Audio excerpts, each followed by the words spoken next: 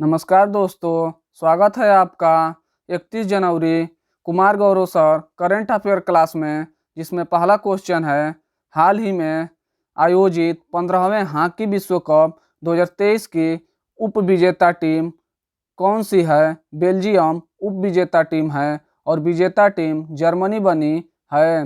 भूमध्य सागर का प्रकाश स्तंभ किसे कहते हैं। स्ट्रोम्बोली ज्वालामुखी को भूमध्य सागर का प्रकाश स्तंभ कहते हैं। भारत का एकमात्र सक्रिय ज्वालामुखी कौन सा है। बैरन द्वीप भारत का एकमात्र सक्रिय ज्वालामुखी है और यह अंडमान निकोबार द्वीप पर स्थित है। हैदराबाद का भारत में विलय किस ऑपरेशन के द्वारा किया गया। ऑपरेशन पोलो के द्वारा हैदराबाद का भारत में विलय 1948 में किया गया। राष्ट्रीय जलमार्ग नंबर 2 किन स्थानों के मध्य स्थित है। यह सादिया से धुबरी तक स्थित है और यह ब्रह्मपुत्र नदी असम में स्थित है। असम का शास्त्रीय नृत्य क्या है। सत्रिया असम का शास्त्रीय नृत्य है और इसको करने वाले शंकर देव हैं। दूसरा क्वेश्चन है हाल ही में किस देश ने महिला क्रिकेटरों को सम्मानित करने के लिए डेबी हाकले मेडल लॉन्च करने की घोषणा की है। न्यूजीलैंड महिला क्रिकेटरों को सम्मानित करने के लिए डेबी हाकले मेडल लॉन्च करने की घोषणा की है। भारत का पहला तेल का कुआं कहाँ खोजा गया। डिगबोई असम में भारत का पहला तेल का कुआं खोजा गया। भारत का रुद्र क्षेत्र किस नदी घाटी को कहते हैं। दामोदर नदी घाटी को भारत का रुद्र क्षेत्र कहते हैं। बिहार का शोक किस नदी को कहते हैं। कोसी नदी को बिहार का शोक कहते हैं। माजुली द्वीप किस नदी पर स्थित है। ब्रह्मपुत्र नदी पर, जो असम में है, माजुली द्वीप स्थित है। तीसरा क्वेश्चन है हाल ही में ल्यूमिनस पावर टेक्नोलॉजी ने पहली ग्रीन सोलर पैनल फैक्ट्री कहाँ स्थापित करने की घोषणा की है। उत्तराखंड में ल्यूमिनस पावर टेक्नोलॉजी ने पहली ग्रीन सोलर पैनल फैक्ट्री स्थापित करने की घोषणा की है।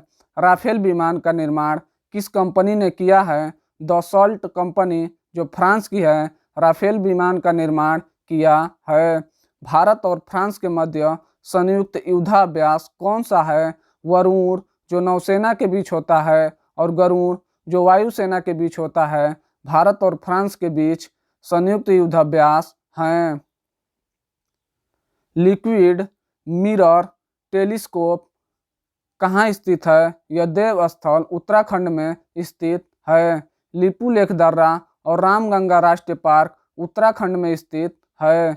शिक्षा का अधिकार अधिनियम एक्ट 2009 का है और यह लागू 1 अप्रैल 2010 को हुआ।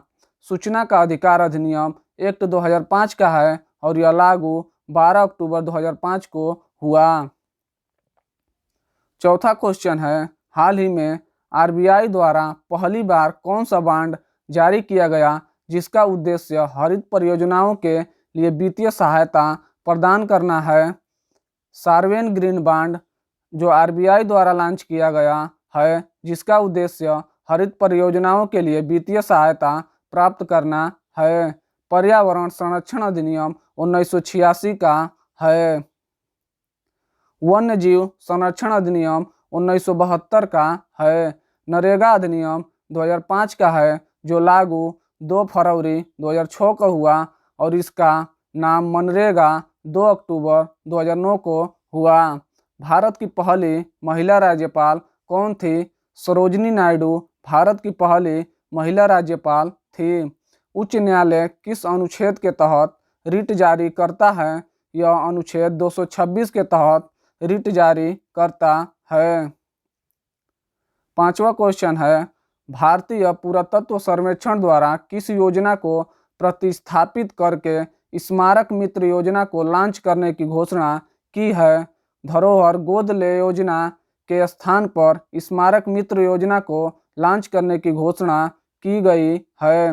राज्यपाल के संबंध में संविधान में कौन सा अनुच्छेद है। अनुच्छेद 153 राज्यपाल के संबंध में है। राज्यपाल के पास अध्यादेश की शक्ति अनुच्छेद 213 में है और राष्ट्रपति के पास अध्यादेश की शक्ति अनुच्छेद 123 में है। अमेरिका और कनाडा के मध्य कौन सी रेखा सीमा बनाती है 49 डिग्री उत्तरी अक्षांश अमेरिका और कनाडा के मध्य रेखा सीमा बनाती है। जबलपुर किस नदी के किनारे स्थित है? यह नर्मदा नदी के किनारे स्थित है। Waterman of India Rajendra Prasad को कहते हैं। शिक्षा मंत्रालय द्वारा उच्च शिक्षा पर जारी अखिल भारतीय सर्वेक्षण 2020-21 के तहत सर्वाधिक नामांकन किस राज्य में दर्ज किया गया है? सर्वाधिक नामांकन उत्तर प्रदेश राज्य में दर्ज की गई है। मकर रेखा को 2 बार काटने वाली नदी कौन सी है? लिम्पोपो नदी, जो अफ्रीका महाद्वीप में स्थित है, जो मकर रेखा को 2 बार काटती है। कर्क रेखा को 2 बार काटने वाली नदी माही नदी है। भूमध्य रेखा को 2 बार काटने वाली नदी कांगो नदी है।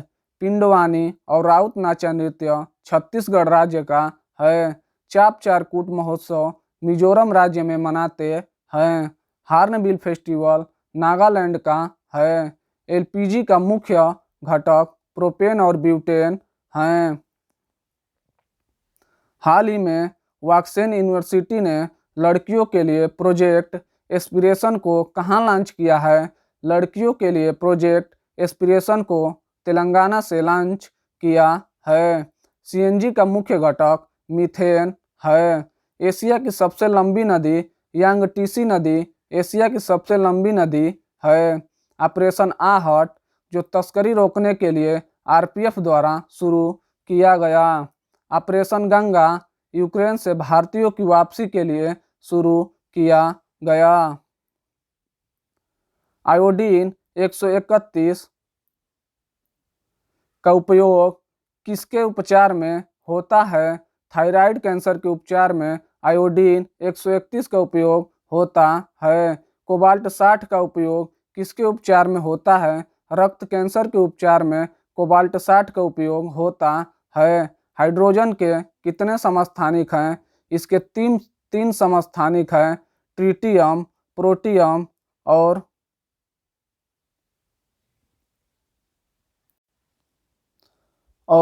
ड्यूटेरियम।